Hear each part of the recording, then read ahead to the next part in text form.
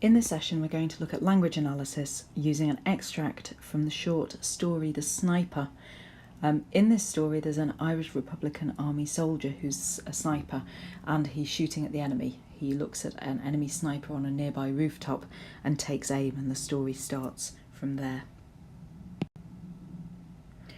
Okay, as you read through the story, remember the way we're going to approach what's going on. First thing, you need to be really clear that you can picture what's going on in the story that you're coming to for the first time. Because if you can picture what's happening, you're checking your understanding. You're going to be able to make comments that definitely show you've understood. You haven't skim read it, and you haven't therefore missed bits or skipped bits or got hold of the wrong end of the stick on some bits of the story. Next thing is to make sure you're actively reading. Think about what's grabbed your attention. Make sure you've got a pen in your hand or a pencil, and that actually you're just either underlining or putting little asterisks or circling, generally kind of things that you think you might go back to for some reason. At this point, you're not trying to do the detailed annotation. You're just kind of doing a first pass through for collecting evidence. And then finally, there is that annotation stage. You're going to work out why those sections that you've highlighted or asterisked have grabbed your attention, and look for the effect of them before necessarily you start looking at methods, because you get credit for explaining the effect of a writer's deliberate choice. You don't get credit on its own for just pointing out a method. So the effect and an explanation and a kind of exploration of something that's interesting, an attempt to say why, is worth more without a method than just putting a method. Okay, ideally, you're going to have all of them. You're going to have the effect, you're going to be able to name a method or talk sensibly about the choices a writer's made and really explore the effect it's having on the reader. So this is the particular section of the extract we're going to look at, and it's not the whole extract. That would be about 36 to 40 lines long. This is the first section of it. And because we're practicing language analysis today, we're going to take a far greater amount of the text, a far bigger section than you would get in the AQA Paper 1 examination. If you remember, in the AQA exam, then generally question 1, that's just those 4 comprehension questions, that warm-up question, will be taken from the first paragraph. And then the second or third paragraph, possibly both if they're shorter, will be boxed off for you and recreated on the exam paper, so you can annotate it up whilst you're looking at it. Today we're going to take a longer extract to give us more to work with. If you're doing another board at all, then just look at the way that they set their questions out. But the language analysis skills here are still very relevant. So this time through, just make sure you can picture exactly what's going on. The Republican sniper smiled and lifted his revolver above the edge of the parapet. The distance was about 50 yards, a hard shot in the dim light, and his right arm was paining him like 1,000 devils. He took a steady aim. His hand trembled with eagerness. Pressing his lips together, he took a deep breath through his nostrils and fired. He was almost deafened with the report, and his arm shook with the recoil.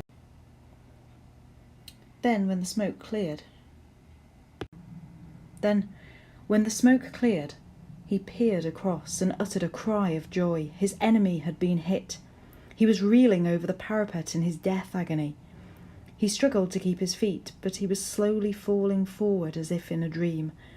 The rifle fell from his grasp, hit the parapet, fell over, bounded off the pole of a barber's shop beneath, and then clattered on the pavement.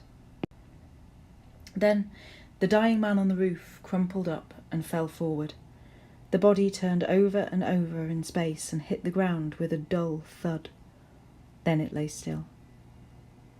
The sniper looked at his enemy falling, and he shuddered. The lust of battle died in him. He became bitten by remorse. The sweat stood out in beads on his forehead. Weakened by his wound and the long summer day of fasting and watching on the roof, he revolted from the sight of the shattered mass of his dead enemy. His teeth chattered. He began to gibber to himself, cursing the war, cursing himself, cursing everybody. He looked at the smoking revolver in his hand, and with an oath he hurled it to the roof at his feet. The revolver went off with a concussion, and the bullet whizzed past the sniper's head. He was frightened back to his senses by the shock. His nerves steadied. The cloud of fear scattered from his mind, and he laughed. Now, once you've made sure that you can picture what's going on, and with this one it's almost like you are watching an action film. Actually, it kind of lends itself to kind of looking and imagining what you're closing in on, what you're focusing on, what you're panning out from. But then go through, active reading wise, and just highlight or think about the bits that you might want to go back to.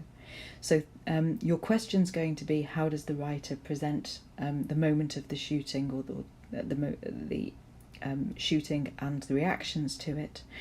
And that means that pretty much anything in this extract is up for grabs. So let's just have a look. What I suggest you do is that you press pause on this video and that you go through and you do that exercise yourself to start off with. You work out exactly what are you going to want to zone in on. Okay, so once you've considered, here's just what I do, and I'm going to kind of show you how I do it for now. So we've got the Republican sniper smiled. I'm going to highlight that because, you know, he's firing a gun. Is it fun? The distance was about 50 yards, a hard shot in the dim light. Maybe dim light. His right arm paining him like 1,000 devils. Interesting phrase. He took a steady aim, his hand trembled with eagerness, pressing his lips together. You've got kind of almost a list of things there. Might be something to do with that. He was almost deafened with the report and his arm shook with the recoil. Now, I kind of remember that we've got stuff about like his physical reaction, because he does that and then there's a cry of joy. Then actually, when I was reading it, we then go and focus on the enemy, and then this bit here is all the enemy doing it. It's the he changes to the enemy. So he was reeling over the parapet is talking about the other guy, not the shooter. So we need to bear that in mind. So we've got reeling over the parapet in death agony, struggled, slowly falling forward as if in a dream. The rifle fell from his grasp, hit the parapet, fell over, bounded off, clattered on the pavement. So the rifle goes first, then the dying man on the roof crumpled up. Interesting, like crumpling. The body turned over and over in space, hit the ground with a dull thud. Then it lay still. The body. The sniper looked at his enemy falling and he shuddered, so another physical reaction. The lust of battle died in him. Something there. He became bitten by remorse. Sweat stood out in beads on his forehead, weakened by his wound. The long summer day of fasting, he revolted at the sight of the shattered mass of his dead enemy. Teeth chattered. He began to gibber. Oh, cursing. He looked at the smoking revolver with an oath. He pulled up the revolver, went off with a concussion. The bullet whizzed past the sniper's head. He was frightened back to his senses. His nerves steadied. The cloud of fear, a metaphor, scattered from his mind, and he laughed. Okay, so now you've got, and maybe you've got other ideas as well, in which case you should pursue those.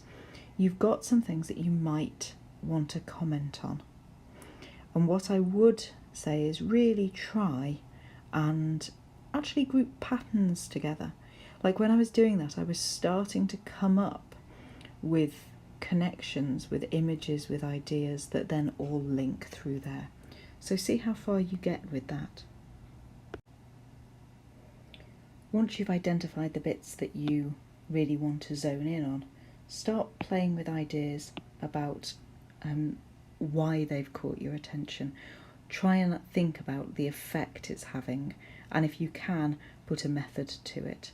Explore some ideas, and don't forget, when you're writing, then you're using short embedded quotations or direct references to the text as evidence, so we can see exactly what you're talking about and what you mean. Good luck with that extract.